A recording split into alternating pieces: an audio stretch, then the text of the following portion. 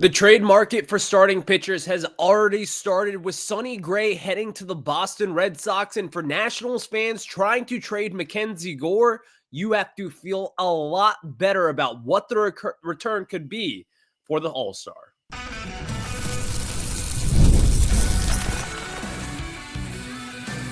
You are Locked On Nationals, your daily Washington Nationals podcast, part of the Locked On Podcast Network, your team every day. And thank you all for making Locked On Nationals your first listen every single day, as we are free and available wherever you get your podcast. And I'm your Nats insider here, Ryan Clary, part of the Locked On Podcast Network, where it is your team every single day. And also Locked On Podcast Network is now the #1 sports podcasting network in America. And later on in today's show, we are continuing the game that we started yesterday with trade or develop. We've got a prospect, but we've also got a couple of young players, and I'm going to tell you why I would trade them or why I would develop them later on in the program today. So we start off discussing Mackenzie Gore, though, because yesterday the St. Louis Cardinals traded Sonny Gray, the 36-year-old, on a 1 year left on his deal to the Boston Red Sox for a very good return. And just kind of reading the tea leaves there, you have to feel great about a Mackenzie Gore trade. And now more than ever, it has been solidified that the Nationals are going to be trading away their all-star left-handed pitcher. But today's episode is brought to you by FanDuel. And right now, new customers can bet just $5. And if your bet wins, you'll get $300 in bonus bets to use across the app. So download the app today. I feel tremendous about the Mackenzie Gore market. I feel incredible. All the good things possible, I feel them at this point. Yesterday, the Boston Red Sox, they made a trade for Sonny Gray that I think is very interesting. And I think it means a couple of different things for the Nationals and Gore, and especially with the Red Sox who were in on Mackenzie Gore. I think that trade yesterday was the best possible thing for Paul Taboni in this front office. You are trying to trade someone who is a very, very talented pitcher who, in my opinion, with Gore, has not reached the tip top of his game yet. You are trying to trade someone who is about to enter the peak of his career. Sonny Gray yesterday, he netted the St. Louis Cardinals a top 5 prospect, the number 5 prospect in the Red Sox system with Brandon Clark, who is actually a local kid here from Loudoun County, played at Independence High School and went to Alabama. But that is a top 5 prospect within their system. And it's not just he's like their number 5 prospect. He might be pretty good. That is an organization with the Red Sox who are very high on him. And they were not just going to let this guy go for anybody. So they decided to move off of their left-handed pitching prospect with Brandon Clark. And then not only that, they also traded away Richard Fitz, who has been a reliable starter for them this past year, solid out of the bullpen, and has really good numbers, and is a 2021 6th-round pick. He's right around 25, 26 years old, and he's got a ton of control left. That for Sonny Gray, and then also the Red Sox inherited $20 million from the Cardinals, part of that deal. That is an incredible return for Sonny Gray. Like, if you are the Red Sox today, you're kind of wondering, you probably could have done a little bit more than Sonny Gray. And I love Sonny Gray. I think he's a great player, but that's not really what this is about at this point. This is about the return. And it kind of sets the stage for what could be coming in the starting pitcher market. There's a lot of rumors out there, but at the forefront of them, it's Mackenzie Gore, the all-star left-handed pitcher. This really kind of sets the table for a Nationals trade, and hopefully this is something that could get done over the next few weeks. And at this point, I do anticipate this happening over the next month. And after seeing what the Cardinals got, that is easy work for the Nationals. Like, this is an organization that right now with the Nats, they need talent. And when you are talking about talent and all the different guys out there, Mackenzie Gore is one of your most talented players. He's got 2 years of control left. He was just an all-star this year. And I think there's a lot of people in baseball that believe that there's a part of his game that has not even been touched yet. There is a real argument to make that Mackenzie Gore has not even reached his ceiling. Truly, that's kind of what I think a lot of people believe in. And I think that a lot of GMs out there, after seeing this move, this makes it way more aggressive for the Nationals to try to move off of him. And this is not like a dunking on a Sonny Gray moment here. Sonny Gray is a great pitcher, and I really like him. He's a former All-Star, someone who's been in the Cy Young race before, like really solid number 2, number 3, number 4 kind of guy with the Red Sox. But also the Nationals, not only did they give up 2 pretty solid prospects for Sonny Gray and cash, they gave up that deal and those guys for just 1 year of Sonny Gray. I do believe there is a team option or a player option. There is an option of some sort for 2027, but that's no guarantee. You are trading for 1 year of Sonny Gray, and that was the price tag. How does that not make it feel even better for the Nationals out there? And I think with the impending lockout next season, maybe this is just might be the first domino to really get things going for GMs trying to be ultra aggressive out there. Maybe this is just the sign of the times, and maybe this is just going to be the market, and maybe the play of the 2027 lockout that's going to come next season, maybe we all kind of just have GMs try to go for it and try to win this thing. Maybe it just makes them more aggressive, and that is why the Red Sox decided to give up 2 of some of their top guys in their system. Who knows at this point? But that's kind of the way that I feel. And I think after having this Gray move, seeing the lockout coming next year, the teams in the mix for left-handed pitching, you have to feel great about a return for Mackenzie Gore at this point. Now, I want to talk about this because we've spent a lot of time on the Red Sox and kind of drawing those connections there. Does this take the Red Sox out of the sweepstakes for Mackenzie Gore? My first thought was yes. I thought it did. But now, as I've kind of thought about it, the Red Sox are getting $20 million, so they're not really taking on that much of his salary. It's right around $16 million. And the way that the money goes for Mackenzie Gore, you're not worrying about that. That's like $8, $9, $10 million, whatever it is for Mackenzie Gore in 2026. But you're not really worried about that part for Gore. What you're worried about is the service time left, and he's got 2 years. That's kind of what you're trading for.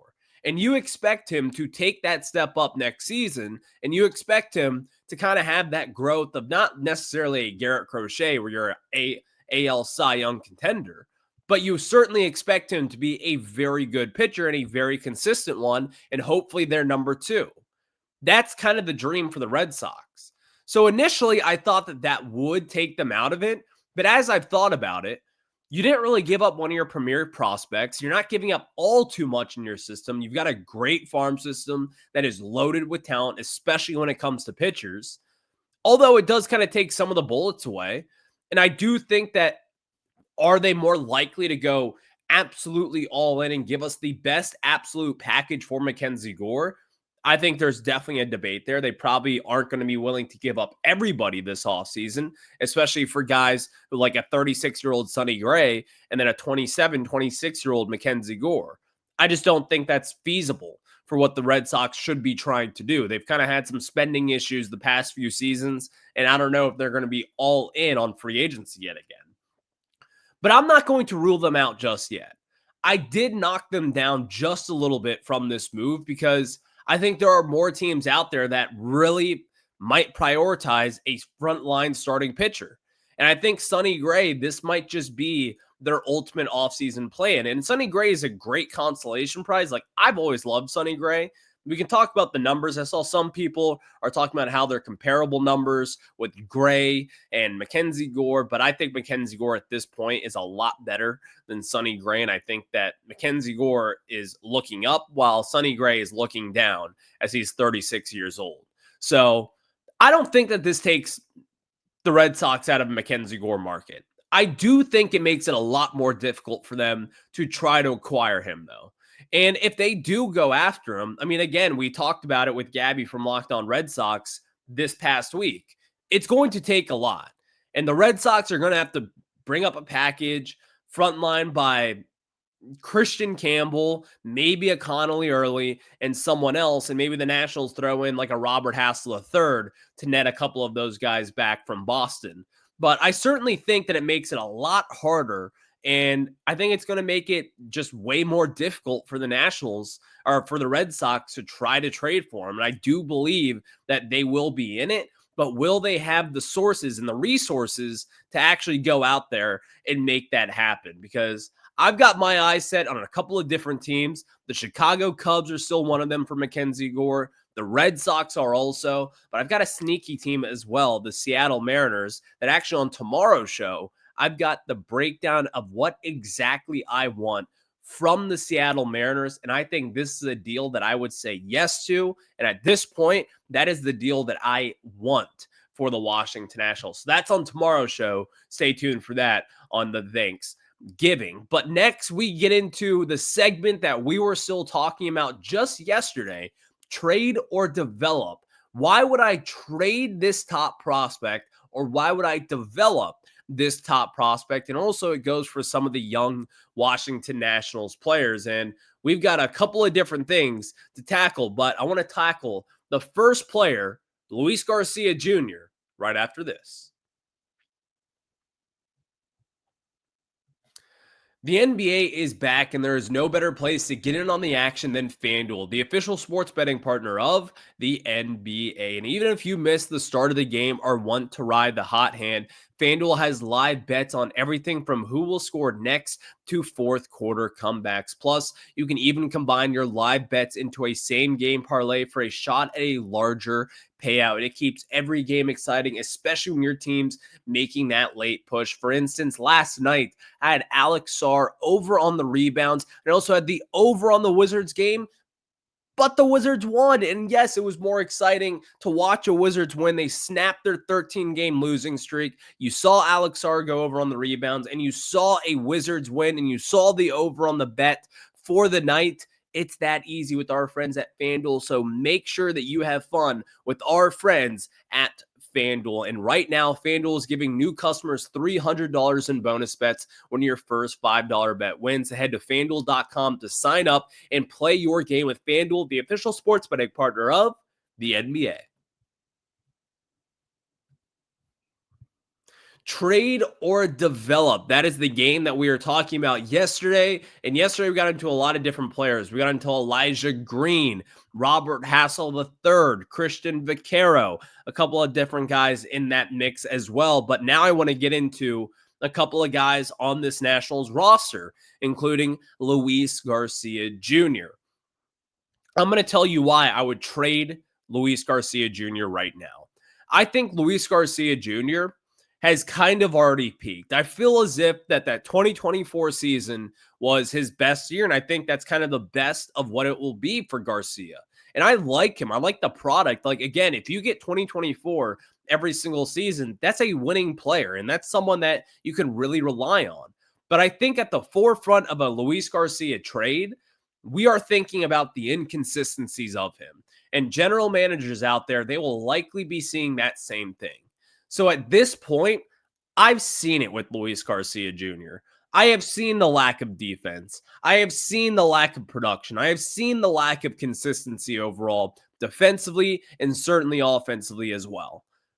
I think that the Nationals, if I was Mike Rizzo this past, last year's offseason after 2024, the first thing I would have done was try to trade Luis Garcia. And I think that there's a lot of people just a few days ago that expected him to be non-tendered, including myself. And I think that right now, it might be safe to say that there is no lock or no guarantee that Luis Garcia Jr. will be on this opening day lineup. And not saying he's going to be downgraded to AAA or to a bench spot, but do not rule out the possibility of a Luis Garcia Jr. trade. Let's say the Nationals do want to move C.J. Abrams over to second base, because if you were to pick between Abrams and Garcia, I think it's pretty easy to say that Abrams has a much longer future here in D.C. than Garcia. And let's say Taboni and Butera, they believe that he's not a shortstop, which is a very realistic option, and they want to move him over to second base. That leaves Luis Garcia Jr. kind of fighting for a position. And at $7 million, is he worth to ride the bench for? I don't think so. I mean, he's got this high contact rate, which is a solid attribute of his, and it is something that I do value in some sense, but also the inconsistency of what he has been. Like, what are you at this point? You're not a power hitting second baseman. You are a contact hitter. The exit velos are not too special. The barrel percentage is okay. Like, I just want to know what consistency there is with Garcia's game. And I'm not able and really willing to bet on the fact that Luis Garcia Jr. is going to turn it around. I give baseball players about a good 3 years before it's really time to judge them. Garcia has had that at this point. I've seen it enough with him. And I'm really, the past few years, like, then again, I'm not trying to knock the guy, but this is just the reality of it.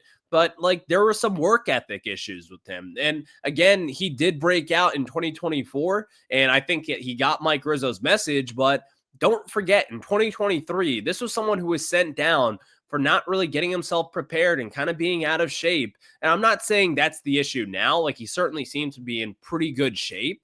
But those work ethic things don't necessarily go away. And I think that that kind of goes to show you kind of the player that we are working with Luis Garcia Jr. And I like him. Again, I think he could be valuable elsewhere. I just don't see Luis Garcia Jr. as the long option for me over at second base. And at this point, I am willing to trade him. And I would not be surprised if that is one of the Nationals' big plans for this offseason. We've talked about a Mackenzie Gore deal plenty and often. We've talked about a CJ Abrams deal plenty and often, but maybe the second most likely guy to be traded might be your second baseman, Luis Garcia Jr. Trade or develop. Nationals 2024 first round pick, Seaver King. If this was June, the middle of June in 2025, I would say trade. But right now, I say develop. Seaver King was, when he was first drafted by the Nationals inside the top 10, I was kind of excited because I'm like, oh, the Nationals are cutting a deal with a player, meaning that they cut him they drafted him inside the top 10 at number 10 overall, I believe, out of Wake Forest. And he wasn't supposed to be a top 10 pick. He was supposed to go later on in the first round. But that's what a lot of analytically driven teams use in ways to kind of develop prospects and save money to get prep guys and prep bats and prep arms later on in the draft. And the Nationals used that pretty wisely, and they selected Seaver King. I liked the thought of it, but at that time I was like, well, here's the problem. You got to develop him. He's a very raw prospect, and the Nationals are not a player development team. So I did not feel good about that move at the time. Fast forward under Paul Taboni, under Devin Pearson, Justin Horowitz, and the rest of this front office, Mike DeBartolo, I feel really good about Seaver King. I'm not telling you that he is going to be a superstar, but I am telling you it is well worth it to develop Seaver King, and the Nationals should not even consider trying to trade Seaver King at this point. We just saw the dream at the Arizona Fall League. You saw a little bit of pop. You saw him hit for average. You saw him steal bases, and you saw him play really good defensive shortstop. The defensive stuff has been there, and the base running has been there. He is a very high IQ kind of player. Coming from Division II, transferred into Division I with Wake Forest, one of the best programs, and made himself into a first-round pick in this past year's MLB draft. And Seaver King is now someone that I think should be on everybody's radar. And I think that he is the prospect at this point that I am willing to go out and say, if the Nationals can do this player development thing right, which I think they will get correct, Seaver King might be the biggest beneficiary of Paul Taboni. That's how I feel about him at this point. I truly do believe in that. Because Seaver King, similar to guys like Elijah Green in the past, they were big projects, but they have a ton of tools. Great defenders, good contact rate, solid exit velos, has a little power, can run the bases, high IQ. He's got everything that you want. But also, these are tools that need to be refined and need to be developed. And the Nationals have not been able to develop those kind of guys for nearly a decade at this point. And so now you have that player development system here, and not just in the front office, but also with guys in this coaching staff, with Blake Butera and his player development background, Michael Johns, who's great base running and defensive kind of guy. Like, you have got the backing of coaches and also the front office now that makes you feel different about how this front office can operate. And I think Seaver King at this juncture with the Nationals, he is the guy to really follow this season. I feel as if for Seaver King going into 2026, he's kind of like the guinea pig for this Nationals front office. Like, he's kind of your test rabbit, your test bunny, or test rat, whatever you want to say, for 2026, and kind of how to follow how the Nationals really utilize player development. He's going to be the guy that I think is a great case study. My eyes are going to be on Seaver King. If Seaver King really gets it going this season, and if you start to see eye-popping numbers and improvements and less strikeouts, more walks, running the bases well, playing good defense, then I think that that is a good sign for where the Nationals are headed as an organization. If he fails, maybe he just doesn't have it. I don't think it's fair to say that, oh, wow, like the Nationals are just going to be a bad player development team yet again. I don't think that's going to be the case. But if Seaver King can really turn it around this season, then we're going to be having a good time here for the next couple of years right here on Locked On Nationals and under this new regime here in Washington, D.C., because Seaver King has always had the talent, but it's always been about whether or not that this team and this organization can do something with that talent, and can you make that talent into consistency? And I think that's going to be the big question under Paul Taboni with Seaver King here. So I would develop Seaver King. I would no longer trade him. I want to see what this guy can do. And most certainly, I've said it, don't be surprised if at some point, if he really breaks out this season, don't be surprised if he is in the Washington Nationals lineup come later on this summer. Thank you all for making Locked On Nats your first listen. Next, I've got one last guy on this Major League roster, and this is one that I'm still wrestling with in my head, but we'll talk about that after this. Jacob Young, trade or develop? The Nationals center fielder, kind of the fourth outfielder at this point, a Gold Glove finalist, and this is a tough one. But I think that I am leaning towards keeping him and developing him, although I kind of think we have seen the ceiling of Jacob Young. I think that the Nationals, listen, when you're in this rebuild, you try to decipher, which role is which, and which guy is for real, which is someone who will be in the rotation or in the starting outfield, or who's going to be your second baseman, who's going to be your extra infielder off the bench. You have roles that you're trying to figure out. And I think it is safe to say that Jacob Young has found his role here. I don't feel too great about his bat long term. I've made that very well known here. And if Jacob Young could just be even a tick below average hitter, then this is someone that we'd be talking about being your everyday center fielder because he is that good defensively. But unfortunately, that has not been the case. There is no power. There is no extra base hit threat. There really is. He's not a good base runner for his speed even. I would expect that to change this season. But there is still a lot of questions surrounding his game. But the one thing that we have solidified here with Jacob Young is the fact that he has got blazing speed and he is a terrific center fielder. In my opinion, a top 3 defensive center fielder in all of baseball. That's how good that he is roaming around in center field. That fourth outfielder spot, here's what I want. Ideally, in this order as well. A great defender, checkmate. He's got that done. One of the best center fielders in all of baseball. And someone who is fast and can run the bases. Now, he can run the bases and he has the potential to be a really good base runner, but the last few seasons, nobody has been picked off more than Jacob Young, and I truly do believe in that. But I also believe in the fact that that is coachable. And I think that the Nationals, under Michael Johns, under this coaching staff with Blake Butera and the player development staff, I do feel good about the Nationals really coaching them up because it's clear and obvious through these hirings that Paul Taboni and Blake Butera have made. They recognize that the Nationals were a bad base running team.